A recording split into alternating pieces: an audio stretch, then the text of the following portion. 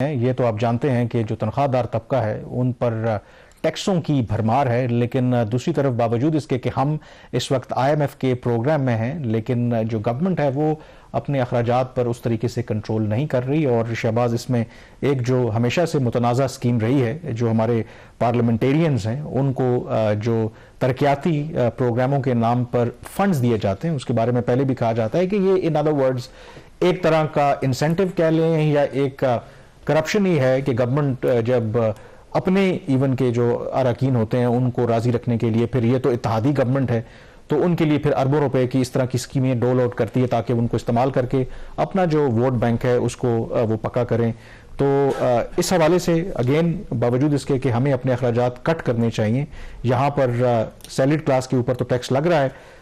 जहाँ तक हमारा नेशनल एक्सचेकर है या खजाने के मुंह है वो पार्लियामेंटेरियंस के लिए खुले हैं। कामरान, एक तो आपके लिए बहुत बड़ी खुशखबरी है और ये खुशखबरी मैं आपके लिए लेके आऊँ वज़ीर ख़ज़ाना मोहम्मद औरंगज़ेब साहब की तरफ से।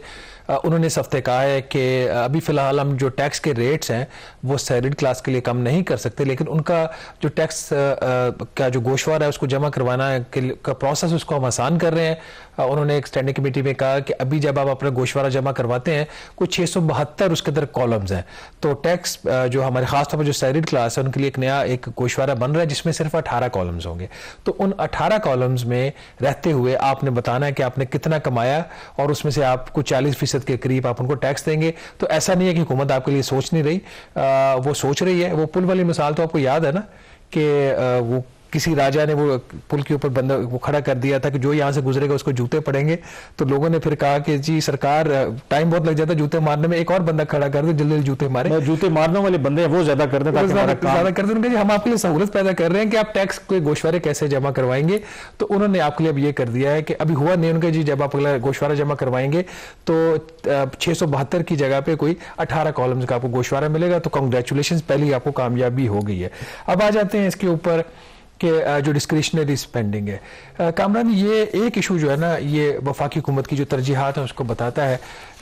पार्लियामेंटेरियंस के लिए जब ये बात, ये जो सैलरीड क्लास की ना, ये शुरू यहीं से हुई थी और पोस्ट बजट प्रेस कॉन्फ्रेंस में मैंने यही उस वक्त फाइनेंस मिनिस्टर को कहा था कि आपने तनख्वाहदार तबके के ऊपर जो इजाफी बोझ डाला है वो आप ना डालते, अगर या तो पार्लियामेंटेरियन स्कीम का जो आपने 50 अरब रुपया रखा वो ना रखते, या जो अपने बच्चों उसका जो है उसको पूरा करने के लिए आपने जो सैलरीड क्लास के ऊपर अपने बर्डन डाला।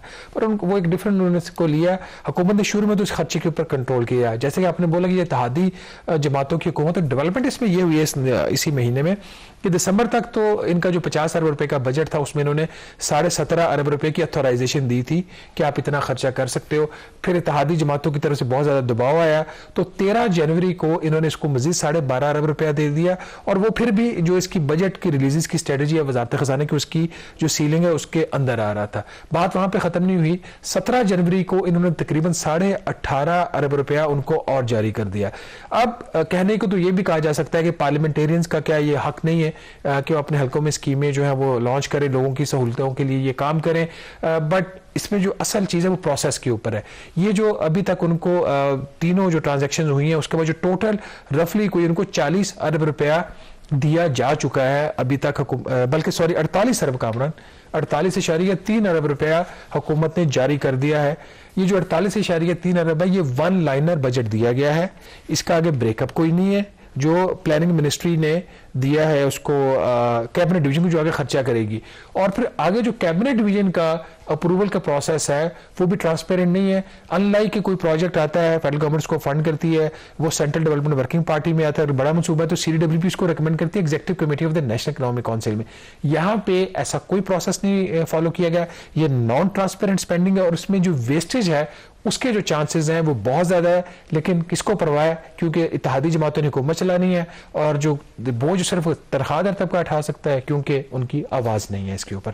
तो हालांकि ये जो स्कीम्स वगैरह होती हैं इसके बारे में पहले भी बहुत ज़्यादा डिस्कशन होती रही और कहा गया कि ये काम बुनियादी तौर पर हमारे यहाँ जो पार्लियामेंटेरियंस होते हैं उनका काम तो कानून साजी करना है, ये काम है सूबाई हुकूमतों का भी नहीं, बल्कि जो लोकल गवर्नमेंट्स होती हैं। और बट अनफॉर्चुनेटली हमारे यहाँ लोकल गवर्नमेंट आइन का वो जो आर्टिकल है ना जो लोकल गवर्नमेंट्स को नाजरीन एम्पावर्ड करता है, उस आर्टिकल के ऊपर उस तरीके से अमल दरामद नहीं हो रहा। जहां पे नेशनल फाइनेंस कमीशन तो बना हुआ है फेडरल गवर्नमेंट के लेवल पे, वो भी उस तरीके से इफेक्टिव नहीं है, लेकिन सूबों को जो फेडरल गवर्नमेंट की टैक्स कलेक्शन है उसका 57.5% मिल जाता है। सूबे आगे फिर जिले हुकूमतों को ये पैसा ट्रांसफर उस तरीके से नहीं करे, खुद स्पेंड कर रही है। जो अथॉरिटी टू स्पेंड है ना, जो डिस्क्रिशन है, सारा जो प्रॉब्लम है ना इसके ऊपर है।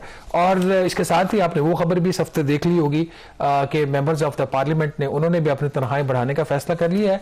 और इस सारी सूरत हाल में अगर कोई सफर कर रहा है तो वो सैलरीड क्लास है, और उसको अब किस चीज पे उसको टरखाया जा रहा है कि आप जब गोशवारा जमा करवाने जाएंगे तो पिछले साल की तरह आपको ज्यादा मसला नहीं होगा और आपको टैक्स एडवाइजर के पास नहीं जाना पड़ेगा अपना गोशवारा जमा करवाने के लिए।